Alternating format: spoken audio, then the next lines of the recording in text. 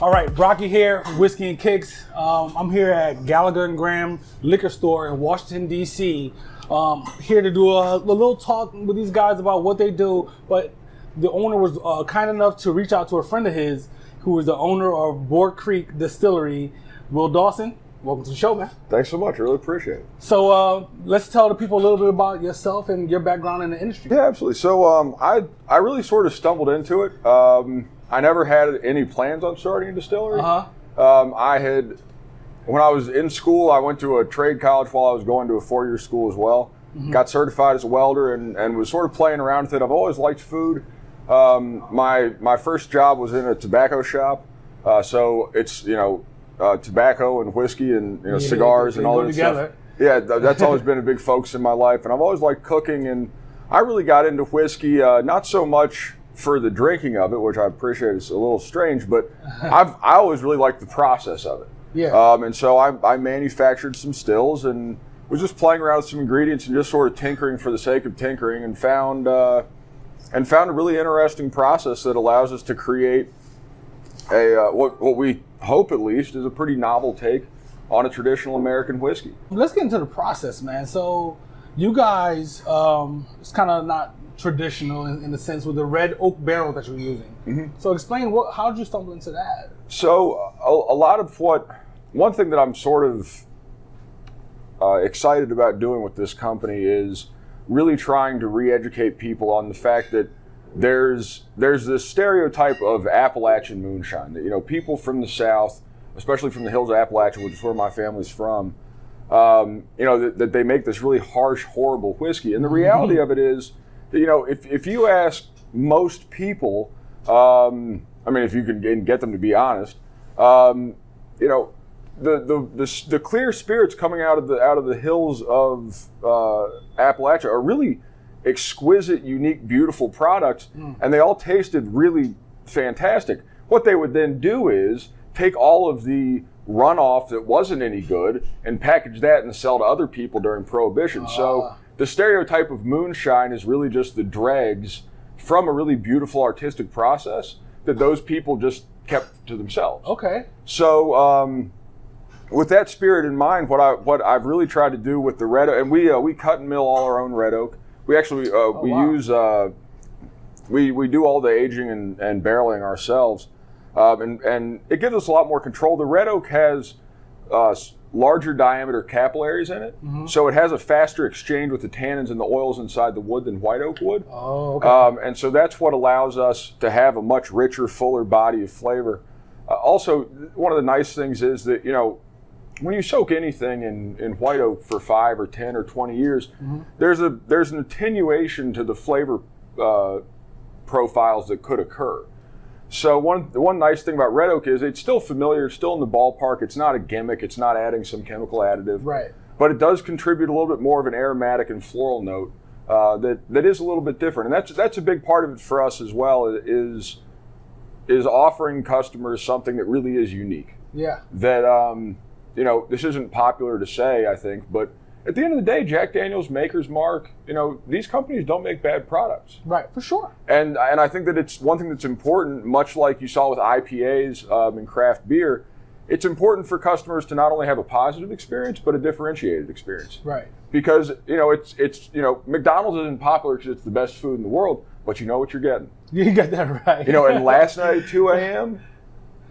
Sunday afternoon with the kids, or Tuesday morning on your way to work, it's the same. There's food nothing like every that time. 10-piece nugget. And there's something to be said for that, And so one thing that we really try to do is, we try to respect the customer and say, look, if you're willing to take a chance on us, we want you to think, oh, I'm really glad that I did that, as opposed to, it's fine. You guys, do you do long aging? Yeah, so we do a little bit shorter than traditional aging. I'm curious to have you guess.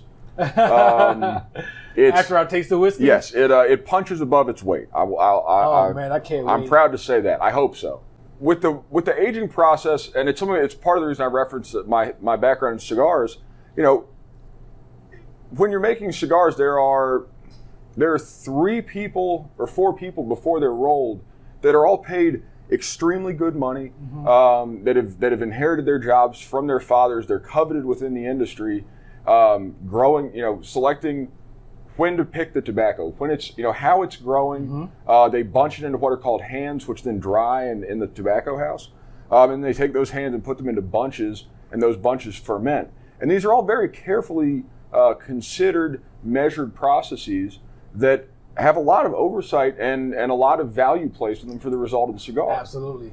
I bring this up because when you talk to most distilleries, they say, well, we've got a malt master maybe in the scotches, and there's a guy in charge of the mash, but you never hear about it. And then you have an aging master, which is fine. But I would posit that, why are you ignoring the mash when that's what everything comes from? It's I used to work in construction, and it's, you have to have a good I mean, it's a trope. I mean, it's a cliche, but it's a cliche for a reason.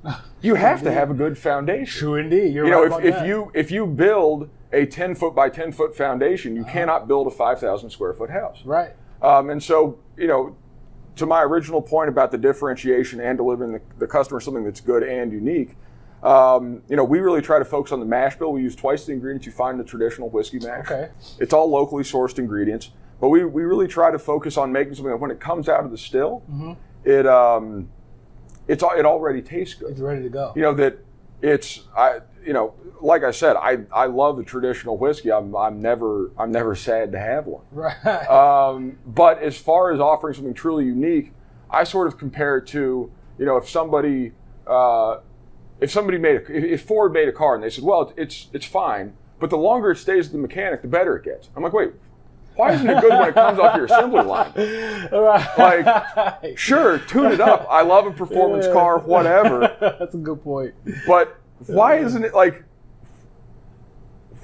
just coming off the line well? Right, absolutely. So that's one thing that we really try to do, is make sure that when it is coming out of the stills, it's already as good as it can possibly be. Indeed. Because in that way, the aging process becomes complementary as opposed to reparative. Okay. That's pretty. I like your perspective and your approach to creating your product. So and that makes complete sense.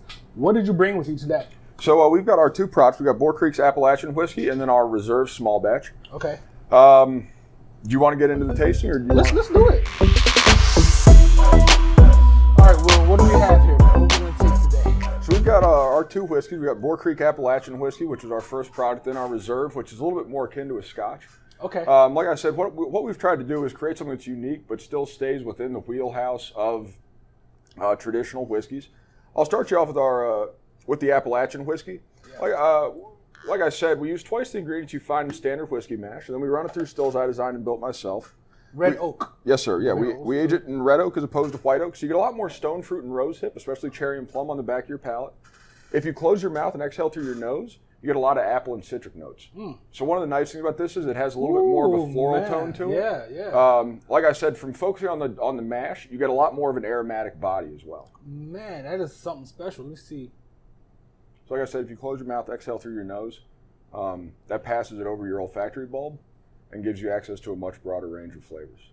Dude, that is bold. Well, thank you. Man, very good. The bottle design, that's what I wanted to ask you about. What was the concept behind that bottle design?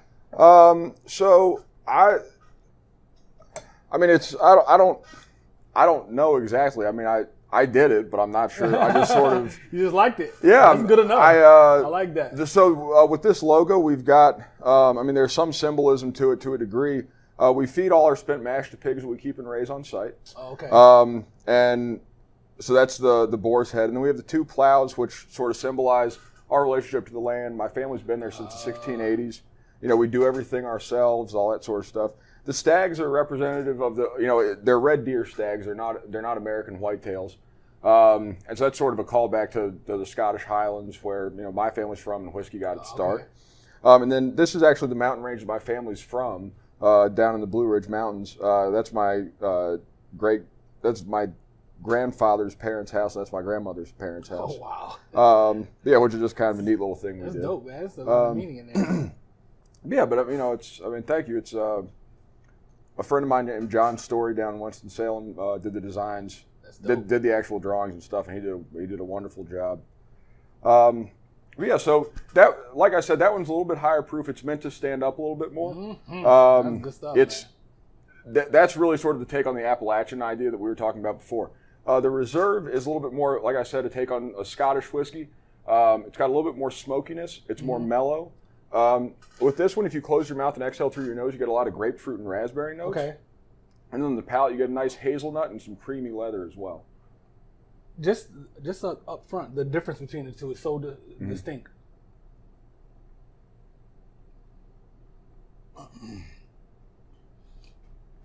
Yeah.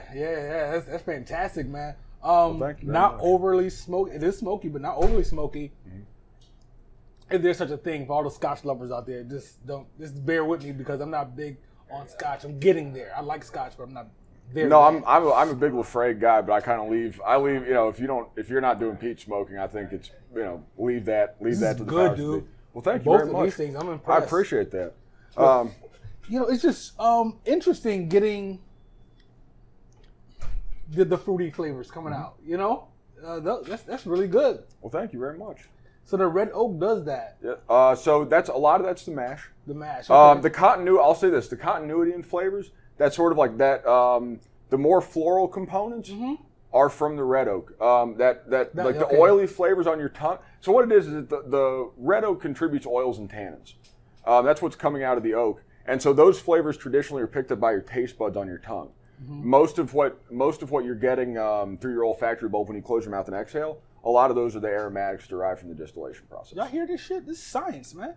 I'm not playing around here with whiskey and kicks. Everything's science. You got that right. You just have to have fun with it. Yeah, this is true. There's a great quote by Richard Dawkins. He was once asked what the most beautiful thing in the world was.